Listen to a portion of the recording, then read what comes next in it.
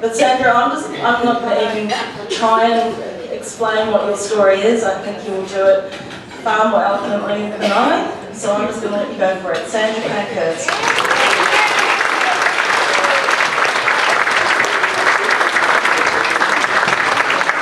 The story starts with me at 7 years of age. And at 7 years of age, I was told that I was an adopted child and I was no longer wanted. The truth of the story is that they had a child, my sister, then they tried another child and the child died. So they were told that they couldn't have any more children, so they decided they'd adopt me. And then 5 years later, my brother came along, and then another 2 years later, my other brother came along. So subsequently then at the age of 7 they said, we made a big mistake, we don't want you. So grappling with that, all I ever wanted to do was to be loved or to be wanted by somebody. So I found that quite challenging, and I couldn't quite understand as I got further in life as to how an alcoholic could adopt a child for a start, and also his abusive father and a wife basher. He never touched his own children. He'd use me as the whipping post, and with the copper stick he'd knock daylights out of me to say, this is what you kids will get if you muck around, if you cause problems. So that was the start of what I can remember in my life. So anyhow, we go up to 13 years of age, and I was not accustomed to sort of being really welcomed in the home or having friends or anything like that. And I had to survive on my own. But I did have a very good school friend who was Mary McMahon, and she's mentioned in the book, and we're still friends till today. And her parents took me in, and it was her parents that actually looked after me when I finally got kicked out of home at the age of 17. But we'll get to that a little bit longer, later on. So anyhow, 30 years of age, the family was deciding they were going on a school holiday for the family. And because I was not included in that, I had to stay home. So we had a single-fronted, separated weatherboard home, and I was told that if I painted the outside of the house, that when I got back I'd have something that I really, really wanted, and that it would be something that would bring me great joy. So all I ever wanted, if you can remember in those days, was a little transistor radio, so I had company. And so I painted the house from top to bottom outside, and not only that, we have a tip up the road, which is next to the West Footscray YMCA, and I brought all these bricks back because I was always very good with my hands. And so I paved the garden area of the backyard and made it look really something. Anyhow, they come back from the holiday, and they said to me, here's the gift that we got for you. And it was a pair of cufflinks in the shape of Tasmania and our plastic. I've never been so destroyed in my life to think that all I wanted was some companionship and someone to listen to. And so till today, I have a TV on in every room of the house at any given time of the day, so I can just hear that background noise. And yet, if people ask me what I was watching, oh, I bet I know. So it's just a matter of having that background noise that gives me the company and the companionship that I need. So anyhow, I was not allowed into the home when the bungalow was built, shortly after they got back from Tasmania. I was banished to the bungalow, not allowed in the house after 4:30 at night, but I used to go over to the nuns and do some work after school, and then I'd get some nourishment and food from them. Because as I weren't allowed in the house, that meant I didn't have any food either. So I used to pinch cans of food from the cupboard, and that was my only substance I had. So anyhow, I had no food, no friends, not allowed into the house any time after 4:30. So the only time in the house was when we had family engagements there, and of course all front was put on for everyone so that no one would know what the hell was going on. But I have very distinct memories of hanging on to my mother's leg, wanting to be accepted, wanting to be loved and wanting to belong. But this was never ever to be the case. So at 14 years of age, the bungalow. Not the bungalow. One of my chores was to get hot water service. And it had to be done every night. And I got held up at the presbytery, looking after the nuns, or the nunnery. And got back, and I'd almost forgotten about lighting the hot water service. And with that, I had this amazing panic that just went over me. And with that panic, then I decided I'd use some motor mower fuel and light the briquette hot water service. Well, hey presto, talk about blazing saddles. So anyhow, I didn't get into trouble for burning down the laundry, surprisingly enough. But what I did get into trouble for was stealing the cans of food that I'd crushed. And in those days, we had, masonite only went so high, and there was just the beams that went up to the top in the laundry area. And I used to stuff these squash tins of food down behind the masonite to hide them, because I didn't know where to put these things. So anyhow, when that all done and dusted, I got really beaten around for the fact that I was stealing food from the house. So I don't know how they expected me to live. And out of that, by the time I was 17, I had malnutrition and I had to have all my teeth removed. So these are plastic, so if anyone needs a lens, give some a week. So then at 17 years of age, as I said, all my teeth were removed due to malnutrition. I remember breaking them on a banana sandwich that I had. And they quite comfortably agreed to get my teeth removed, which they did do. And then it was shortly after that that I got banished from the house. And I remember the night quite clearly, because it was a night that my mother was out doing cake decorating classes, and it was a very wintry, cold, hideous night, and my father insisted that he get the clippers out and give me a crew cut hair. And I weren't buying this for love nor money.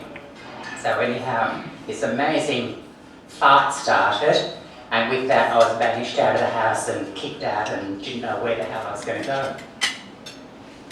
So fortunately, my best friend at school, Mary McMahon, I went to her and I said, what the hell am I going to do?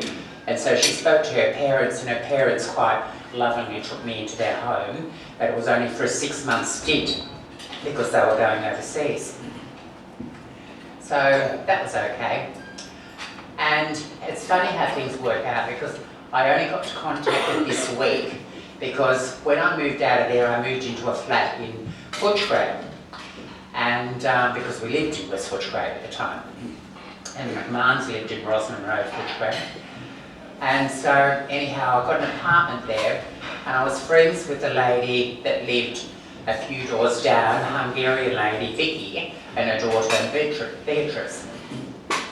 And this week, someone that I know on Facebook, and I also know personally, said to me, cast your memory back and tell me if you remember Vicky and Beatrice. Well, it turns out that Beatrice is your bestie.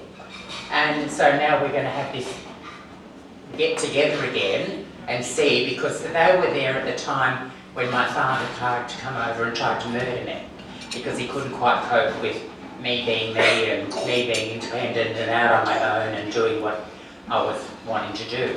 But then I wanted to have to go back home, so what the hell did you think I was going to do? So thank God the McMahons for letting me in, and I was very grateful that Vicky and Beatrice, or Vicky in fact, rang the police and had him escorted off the property, and I sort of lived in a bit of fear after that. Soon after that I moved out, and I moved into Noel's house in Spotswood, and he was the son of the McMahons, and they looked after me there.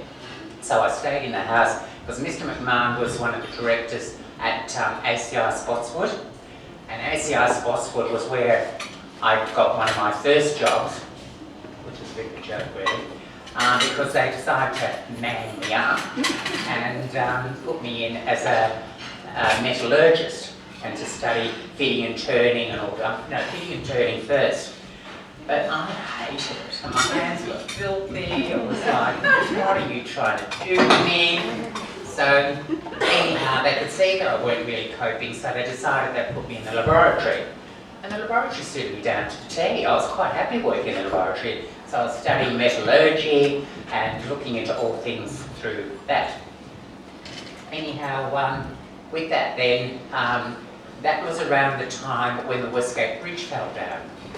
And I remember that quite clearly because we're in the factory and all the sirens and everything went off and all the machinery started, it was like an earthquake happened.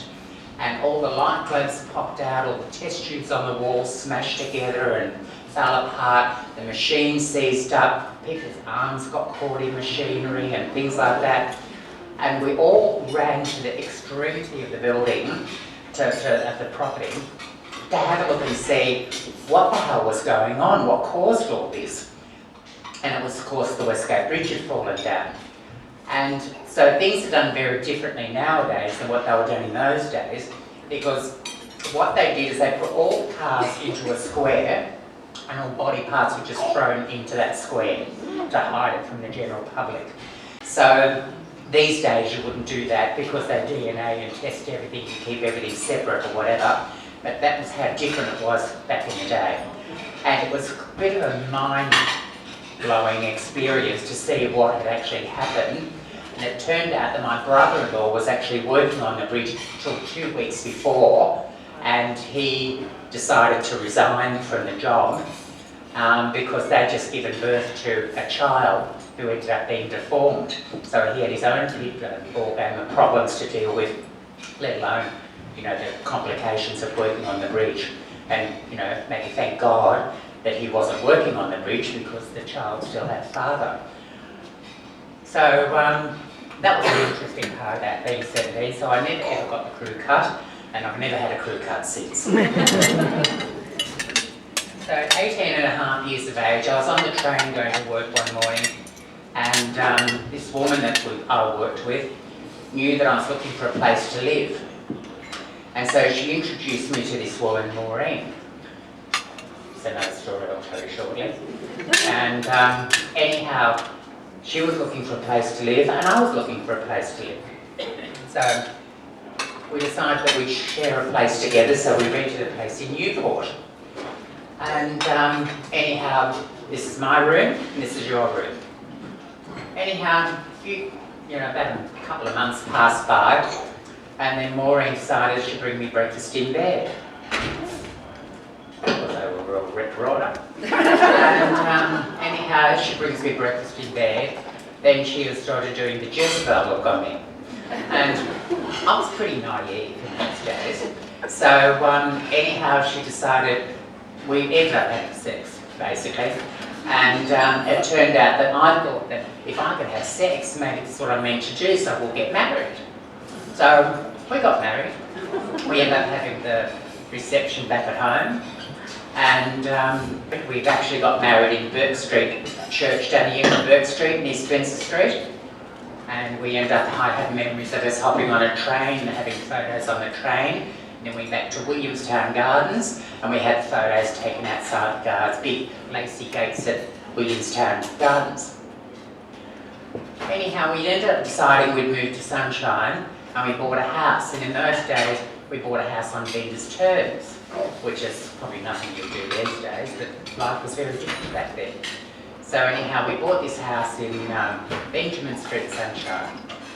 And so, because I was quite clever with my hands, and it needed a bit of work done on the house, there was a house a couple of doors down, and he was a builder, and he was renovating the place. So I'd watch what he would do, and then I'd take that knowledge back home, and then I'd partake in doing something like renovating the house. And in those days, exposed brick arches were the go. So anyhow, I thought, okay, I can do that. So I did. But I got a little bit too cocky because then I wanted to put a doorbell in. And the doorbell was going to be electric. I'm going to be with it.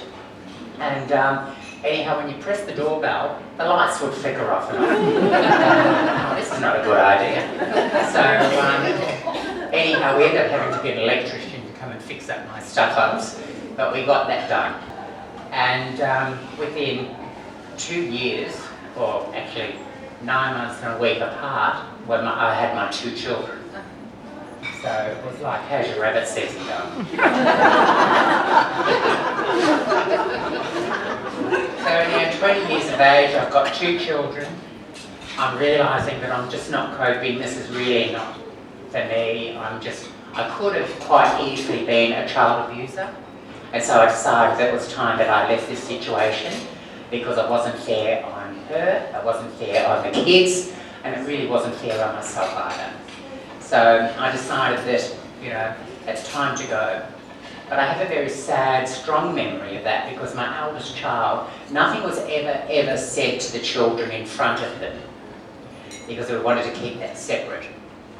And anyhow, as I walked out of the front door for the very last time, my eldest child turned around and said to me, "Bye-bye, Daddy."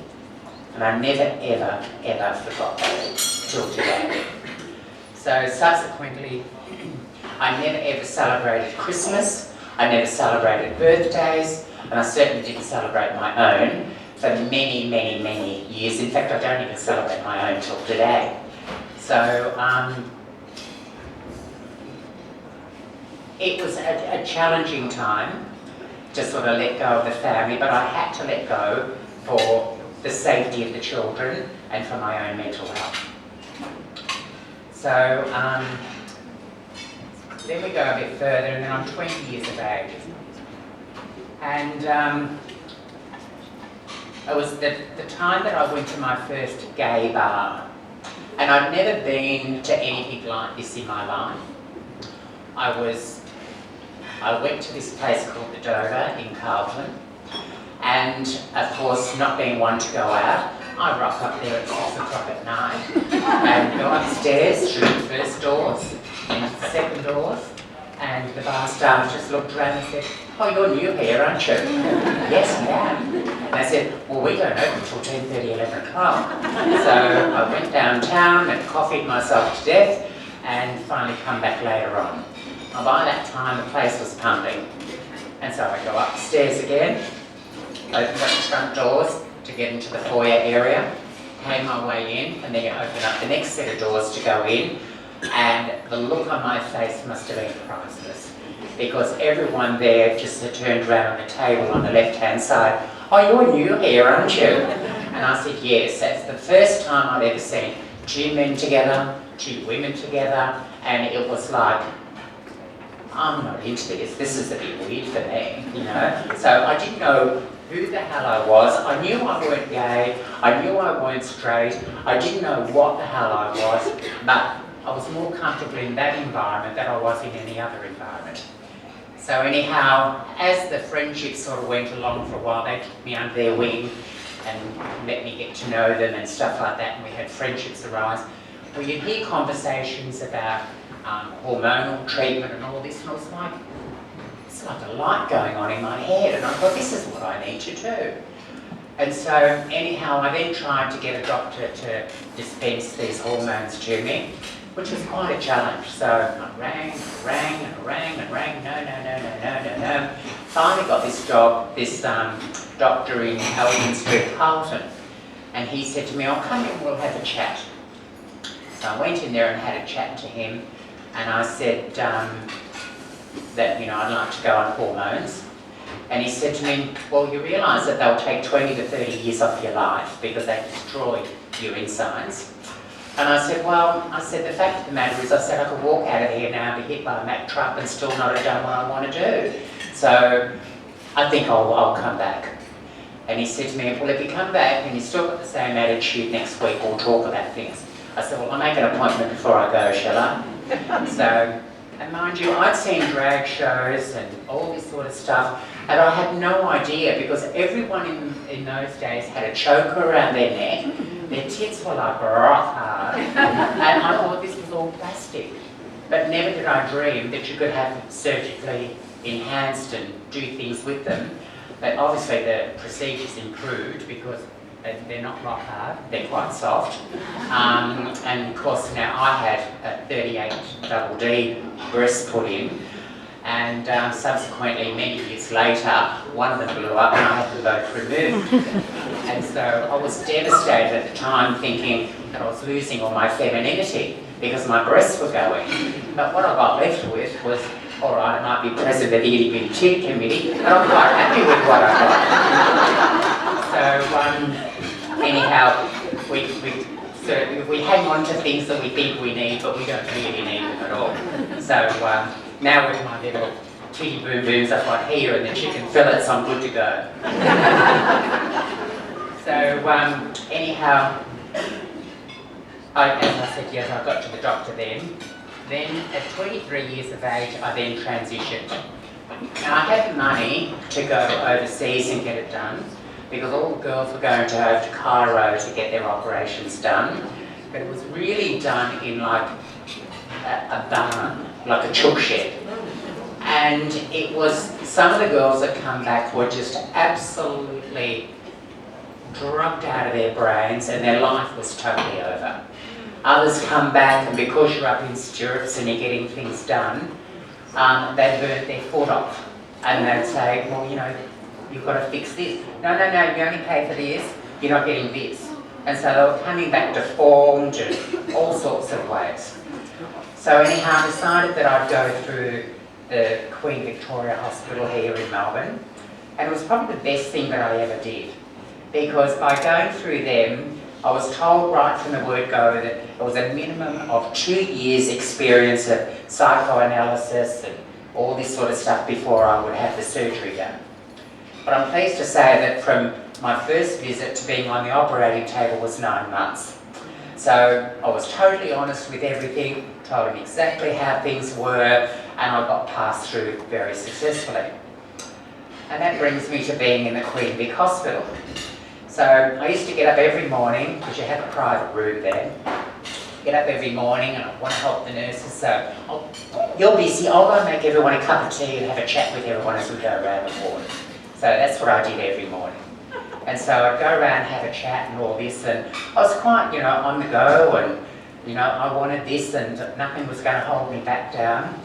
But like when you have the first operation done, it's probably the most painful part because they put 4 bolts inside you because they have to realign your stomach and everything inside so that you've got a vaginal passage to go in. So that's excruciatingly painful. So anyhow, one day I said to the nurses, oh, do you mind if I go for a walk? And they said, no, not a problem, you can go for a walk. But they were thinking a walk around the hospital, not going downtown and going shopping and buying clothes and bringing back chocolates for the nurses and flowers and things like that. So anyhow, I decided I needed a few new outfits to go home with and all this. But it was actually a blessing in disguise because if you remember where the Queen Vic Hospital was, opposite there were all the Greek Catholic shops all in a row. And between every one of these shops there was like 2 foot of mirror. And as I walked across the road, I caught the reflection of this blonde woman. And I thought, oh, she looks lovely. And then I realised, shit, it's me. And that's when I realised then that I'd made the right decision. I was really happy with myself for what I'd done. And so I went shopping and then come back. Well, the nurses did a hissy fit big time when I come back. Because I didn't wait for the lift, I walked up the stairs, you know, superhero Sandra. And anyhow, that was okay. And so they had all these doctors and psychoanalysts and everything, psychiatrists and everything come into the room and what the hell have you done? You know, you don't realise what damage you could have done. You could have torn everything inside. And I said, I feel fabulous. What are you worried about, you know? So anyhow, with that, within about half an hour of that experience of being berated to by the doctors, I started developing this pain. And I'm not one to complain, I sort of let it go and let it go and let it go. And in the end, it was like, it was so painful that I couldn't get my words out to describe what I was feeling. But in actual fact, it was, all I needed was an enema, but I couldn't get my words out because I had so much of the anesthesia that I couldn't explain to them what I wanted. So the doctors come in and they said, if you come here thinking you can get drugs out of this, I said, fuck off. I said, I'm going to buy and fucking sell you. Excuse my language. And I couldn't, but I said I could. So anyhow, with that, they were disgusted in me, thinking that I was in there for drugs. So anyhow, with that was the only time that I've ever really experienced that I couldn't do this anymore. So after they'd left and they berated me, everything, I sort of walked over to the window, made my way over, didn't walk, I made my way over to the window, and I was lifting the window up because I was going to throw myself out the window. Anyhow, the window would only open to a couple of inches. And with that, I just slid down the wall, hysterically crying, because I didn't know what the hell I was going to do, how I was going to overcome the pain and everything that I was feeling. But this particular nurse went past and she said to me, she said, I know what you need. So anyhow, she got me an enema, and within half an hour, I was good to go. Everything was A-OK. And so with that, then I had to go back for the second stage of the operation to get the bolts removed and all this sort of stuff, which was just sheer relief. But I said to the doctors up there, I said, look, how can I thank you for everything you've done? And they said, don't be back here like all your other mates in 3 months' time want to neck yourself. And I took that on board, and I've never had a regret ever since I've had the operation done.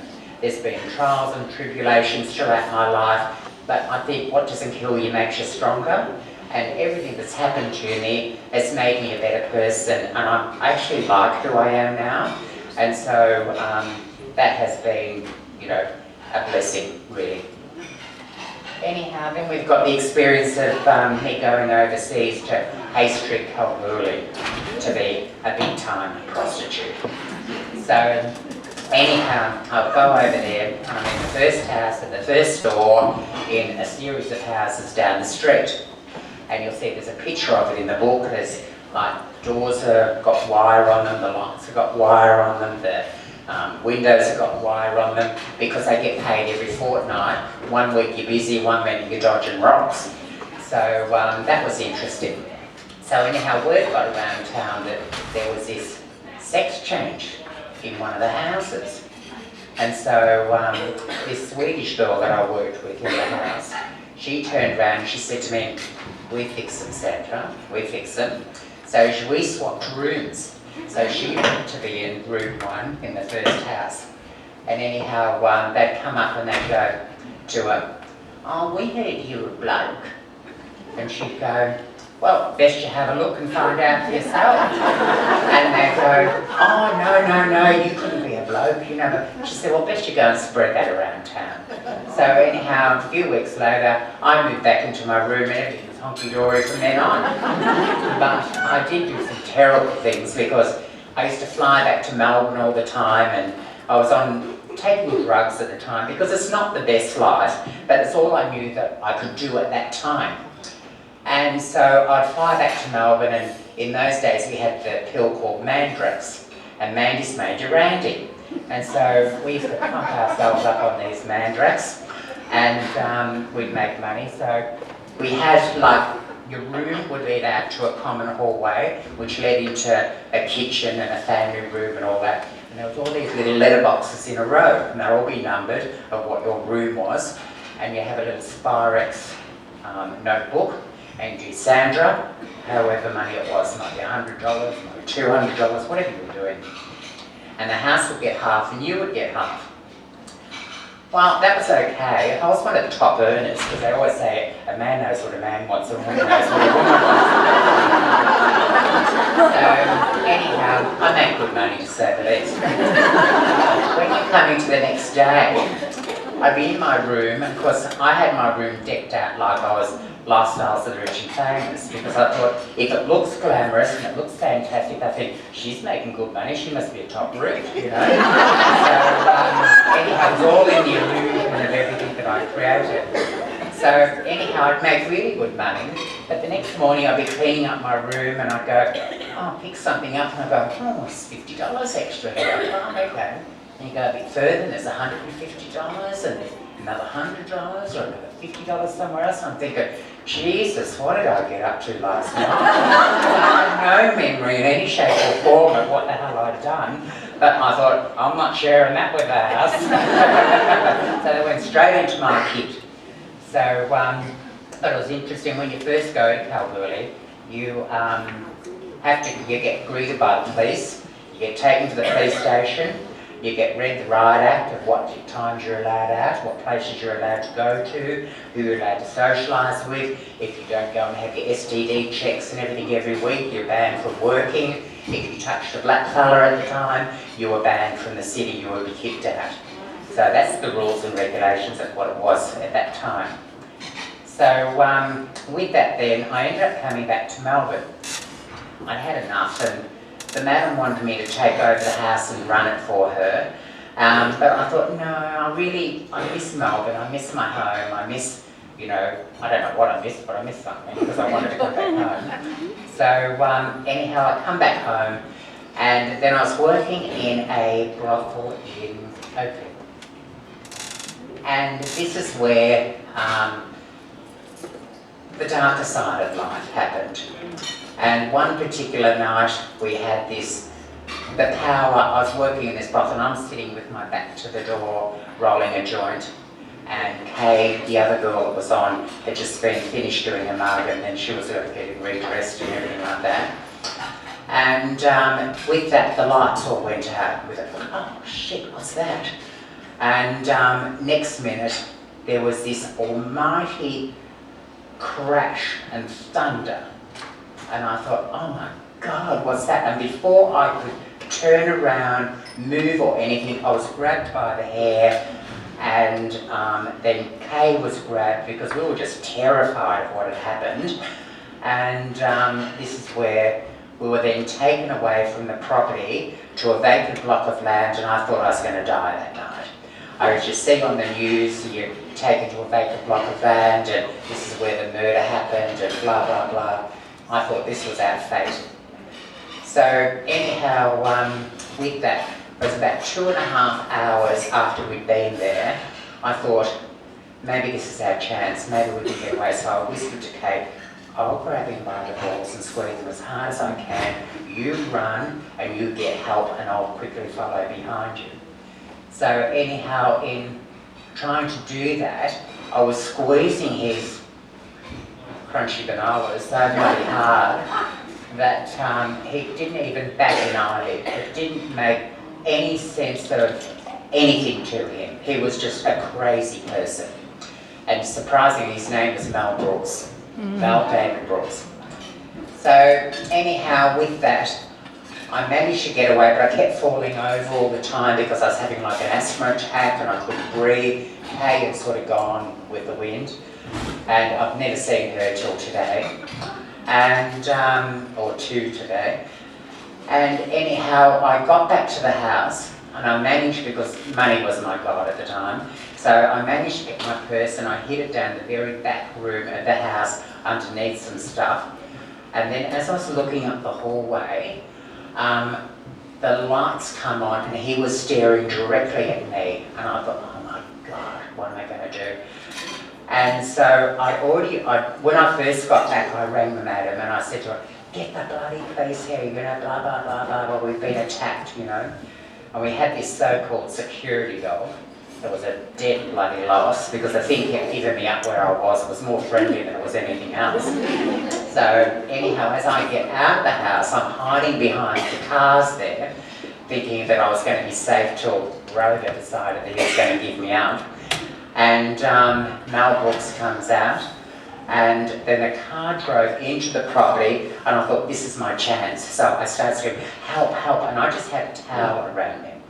And he looked at it like, I'm out of here. So he took off down the street, and I thought, what am I going to do? And I'm crying and crying and crying. And anyhow, I went down to the further down the road, and this is next to Spring Valley Golf Club. Further down the road, there was another brothel down there. And I'd knocked on the doors, but they weren't going to let me in. They weren't going to let me in. And thank you God, the police come around the corner just at that time as I was walking out and thinking, oh my God, what am I going to do? What am I going to do? And they said, are you the person that rang for us? And I said, yes, yes, yes. And they said, get inside the house. I said, they won't let me inside the house. So they put their sirens on and they said, let her in the house. So anyhow, I got into the house and I had to wait for them to come back. They then took me to Russell Street headquarters, took me back to get some clothes and things, took me to Russell Street headquarters. And to be honest, in that day and age where transgender people and all that were being bashed from pillar to post, and prostitutes were being bashed from pillar to post. They had the utmost respect, which I find quite amazing. Anyhow, I decided that I was going to fight this and take it to court, which is really unusual. And anyhow, when we got to court, because he was going, not guilty, not guilty, not guilty, and anyhow, when the judge or his attorney turned around and said, oh, you know, you're a big person, you could have got yourself out of this. And I said, well, have one look at the pictures, because the door come off in one piece, but the architrave all around it was splintered timber. And it was just like a Mack truck had come through the house. And anyhow, with that, they sort of went for arrest, and then he come back and he said, okay, guilty. So he went guilty. I decided that I didn't need to be there anymore. I weren't going back. I never went to the committal, but I know that he got charged. I know he got jail time, but I didn't want to know any more about that. But then in saying, you know, that was one of the most horrible experiences of my life, it was a blessing in disguise, because it made me reevaluate my life, made me look at things, and made me realise that I can't keep doing this because I can't do it anymore. And so I got my first job at Shield Dry Cleaners in Bentley, and work there was only like 4 hours a day. But you know, when I first started going there, it was either, I looked like I was either going to a drag show or a prostitute, because I was all made up, because that's all I ever knew. So anyhow, as time went on, sort of things I tamed down the makeup and become a little bit more natural with that. In fact, I've probably got more makeup on now than I was wearing it back in the day. When I calmed down, but not before I calmed down, because I calmed down with the lashes, the big black eyes, and all that sort of shit. So anyhow, I started at Shield Dry Cleaners, and then from there, I sort of had enough of that. So I applied for a job at Black Cats, and so I got a job at there. They'd just moved from McKinnon to Oakley, and I got a job on the radio, and so that was all good. And the woman there, Wilma Murdoch, who was like an adopted mother to me, she had a lesbian daughter, and we're still friends till today. And anyhow, she looked after me, but I used to get into trouble all the time because I'd talk to the drivers, and I was on the graveyard shift, because you used to go, Mac 1, Mac 2, Mac 1 and Mac 2, and that was all you're allowed to say, and give them the directions of, you know, what the address was, where you're going, and blah, blah, blah, but you weren't allowed to talk to the drivers. But I used to chat to them all the time. And so I'd get flowers sent in, I'd get chocolate sent in, thank you cards sent in, and the boss would pull me into the office, Sandra, you're not allowed to talk. I said, but they want to talk, you know, it keeps them awake, it keeps them safe, and all this sort of stuff. You're not allowed to talk, this is what the rules are. So I got the shits with that, and I decided I was going to leave there too. So I left there and didn't know what the hell I was going to do. And I saw this job in a paper that was to work at a funeral home. Perfect. I've got the deceased to please, you know, wanting to help people and all this sort of stuff, so this was fantastic. So anyhow, I finally got the job at Black Cats, but I hassled the shittery out of them to get the job. But I finally got the job, and I loved it. I was in my element. I was helping people. I was making funerals very personable, because I sort of felt that that's what people need. It's like conducting a play. You get people up to a certain crescendo where they're all emotional and more, you know, upset, and then they can get back on with their life. But if they don't meet the crescendo, they can top and tail for a while till they come to terms with the death. And this was the best way of getting it. And I used to get flowers and gifts and thank you cards from the families and say, oh, thank you so much, because I'd get everyone involved in the funeral. Anyhow, that brings me to another story, that one day I got called into head office to the Melbourne group to learn computer skills. What a waste of time that was. I was computer literate as a bloody doorknob. So anyhow, I had to go in there and do this course, and I was no better for it, but I come back and I said, okay, I want to know how my funeral went, because I had to forego a particular funeral that I'd been arranging for the day. And, oh yeah, we didn't do any of your silly stuff. Well, with that I saw bloody red. So I went from reception into Alf Anthony's office, who was the manager of W.D. Rose and Son in Charman Road, Cheltenham. And I flew that. sliding door till its hinges nearly come off, you know, the strap nearly come off. And I saw this job in a paper that was to work at a funeral home. how dare they not doing this? This is what I promised the family, this is what was meant to be, now I've let the family down, and this is not the way it should be, blah, blah, blah, blah, blah. So, anyhow, not much changed after that, but if I arranged and conducted a funeral, I was going to do it from then on. No one was going to take over my show. So, with that, that's where I met my future husband, George Pankhurst. Anyhow, the sort of joke come about, well, how did you meet George? I go, buried his wife. A joke, really, but people used to take it seriously. And that was another interesting story. Because George had no idea, and by that stage, like I used to go and he used to ring the office all the time and go, I'm really not coping. Did he even come over to the office and have a chat to me for a while and everything? And I go, oh, he's a really nice man, that Mr. Pankhurst, you know. No, you fancy him. I don't know, ridiculous, he's old enough to be my father.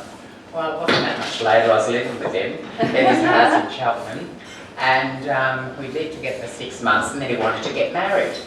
And I thought, oh shit, how am I going to pull this off? So anyhow, I said to him, look, I need to go and talk to my doctor. Oh, you're not dying, are you? I said, no, I'm not dying. I said, but I need to talk to him about, you know, this wanting to get married business. So anyhow, I went to my doctor and the doctor said to me, don't, whatever you do, tell him that you had a sex change. Tell him you've been gender reassigned. It's a softer way of putting it. I said, oh, okay. He said, good luck with it. We left the doctors, and of course, as soon as we got outside, George would go, well, come on, tell me. I said, no. I said, I had my special spot at the end of Charman Road, at Beach Road. There was a little area there you could sit, and I'd overlook the water, and that was my meditative place, or my place where I could bring calm to my life. So I used to go there quite a bit to think about what I was doing, or how I was going to solve a problem, or whatever. So anyhow, we had this quiet drive, all the way from Skilda, down to Charman Road in Cheltenham. Well, I think it's probably Medtone down there. And anyhow, as soon as we got there, he goes, okay, tell me. I said, well, George, I said, the situation is that how I appear to be isn't really what you want. Oh, don't tell me you want to be a lesbian. Oh, no, you're just digging a bigger hole. And anyhow, I said to him, no. I said, I wasn't born as a female. And I was expecting then this smack in the bloody face, which had happened on many occasions. And anyhow, it just went deadly quiet. And I thought, oh shit, what's going to happen now? So anyhow, he turned around, and it might have only been a minute or so, because impatient Sandra was going, well, like that. And he said to me, well, he said, I met Sandra, I fell in love with Sandra, and I'm going to marry Sandra. Aww. And he was such a gentleman, and Robin knows, he was the most gorgeous person, and he would always walk on the right side of the curb. He'd always pull the chair out, he'd always open up the car door for you. He was manners personified. So after the life that I'd had to be treated like this, it was quite a different experience altogether. So it was all encompassing, and you couldn't help yourself but be wanting more of this treatment. But it sort of ended up becoming a bit of a problem because he was 28 years older than I was. And we owned a hardware store in Brighton before I started up the circus that I've got now. And Bunnings come along at the time, and our rent was $250,000 a year. And so we ended up going belly up, and I was involved in everything that opened and shut. I was on 13 committees, ran for local government, I was on the Lady Mayoress's committee, and everyone knew us, everyone used to come and see us, the press used to come and see me to get stories, I was forever in the newspaper, everything, and I didn't know what the hell we were going to do because we lost our houses, cars, the whole box and dust. Had to start again. Well, with that I sort of lost the gloss of myself, And I didn't see Robin and the girls and that for a few years because I had to run away and hide because I felt ashamed that we'd lost everything and had to start again. But in the same token, the press were very good to us because I started a domestic cleaning business and presentation business in getting houses ready for sale and all this sort of stuff and doing gardens. And I know nothing about gardens, but I don't know how to make them look pretty. So anyhow, with that, and then people would say to me, this looks absolutely fabulous, this looks absolutely fabulous. So then I registered a business called We're Absolutely Fabulous. So I catch prize if you need it clean, and remember, we're absolutely fabulous. So I had that, and then within 3 months I had 20 staff. And the 20 staff was a nightmare, because it was, those days you didn't have to pay people in between jobs, and it was you only worked for the time you got paid for the working time you worked. So out of an 8-hour day, they could only earn 6 hours of money. So it was, you'd be on the phone and go, oh, I'm not coming into work today, Johnny's sick, or I'm premenstrual, or I just don't feel like it, or this and that. And so I was working my butt off day and night to keep up because we had spring cleans, we had police clean, our domestic cleans, and you had to look after your domestic clients during the day. And I know if any of you got cleaners, you want it done as cheap as chips, and so it was not a very good profit-making enterprise. And so I could see that by being through with W.D. Rose and Son, that the police, fire brigade and ambulance didn't want anything to do with cleaning up after a death or a murder or something like that. And so I could see that there would be an opening for a business here. So that's when I started All Trauma Cleaning, which was the sole trader at that time, and then developed into Specialised Trauma Cleaning Proprietary Limited. And now we're the biggest crime scene and trauma cleaning company in Victoria that's privately owned.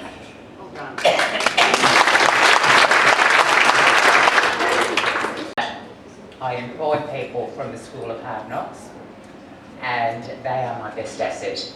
And because they've been through a lot of crap in their own life, they are very compassionate and understanding, and I constantly hear back from our clients, your staff are fantastic. And I go, I know, I'm blessed. Thank you, God, I've got the best staff under the sun. And yes, some of them, they have to have a mental health day every week, something like that, but we go with the flow. We take the good with the bad, and we unfortunately got some bad news yesterday that one of the guys that used to work for us couldn't quite cope, and he nicked himself on Father's Day. So when I told the staff of this, they were very upset because they'd still kept in contact with him and said, if you ever have a problem, ring us and have a chat or anything like that. But his father rang to tell me, he was in tears, and he said to me, Sandra, he said, you don't realise what strength you gave Matthew to help him through. Narelle and I will never, ever, ever forget how good you were and kind you were to him that helped him through. And he struggled with it. He was a really top worker, but he had problems because he'd always been employed, and then all of a sudden he'd become epileptic, and then he couldn't work anymore.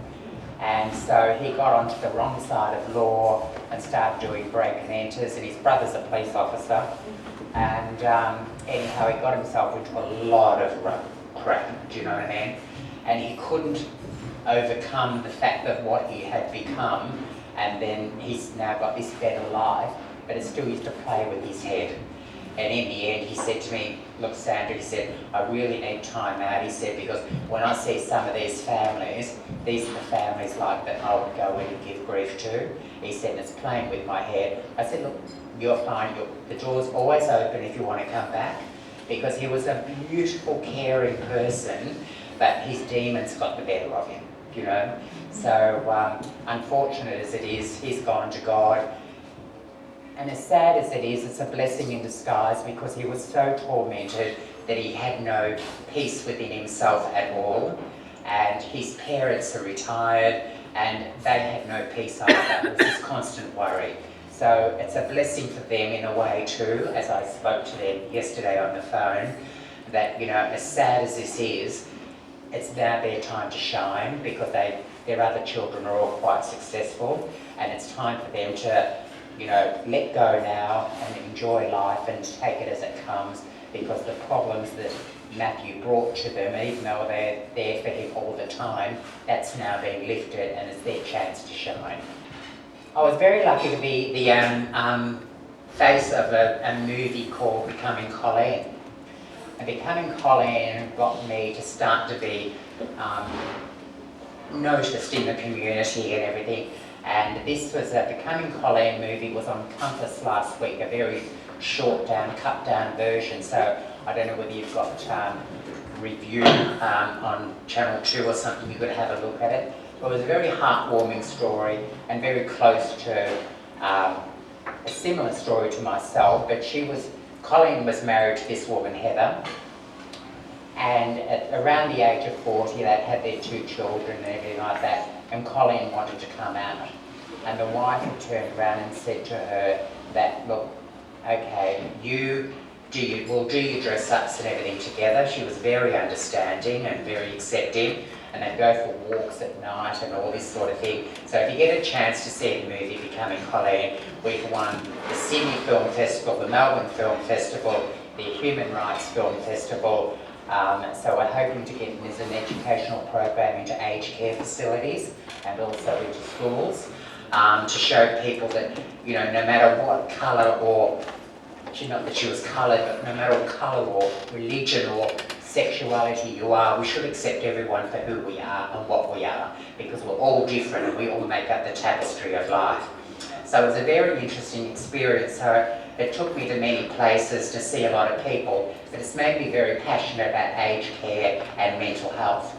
So I was just at the Royal Commission on Sunday, putting my sixpence worth in and having my say, because I believe that all the workers that work in aged care should be psychologically tested, so that we know that they're the right fit for the job, and also that we need to pay them probably more money than what we're paying them, because people shouldn't be allowed to just take a job for the sake of taking them.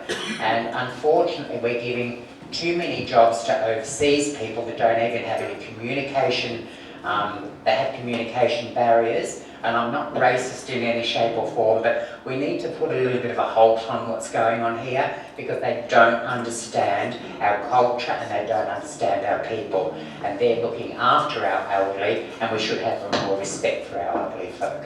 So I put my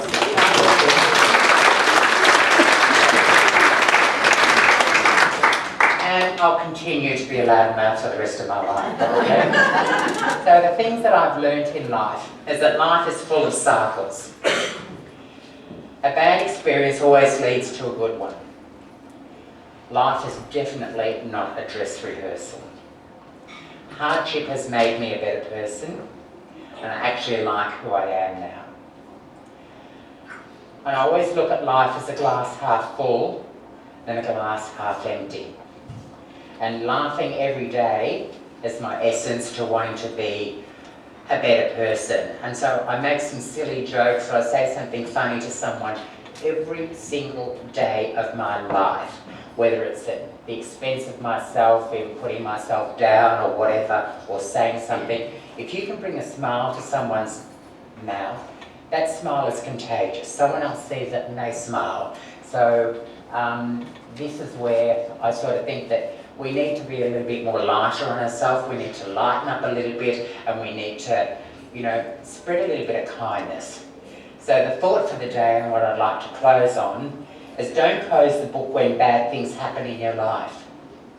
Just turn the page and begin a new chapter. And thank you for being here today.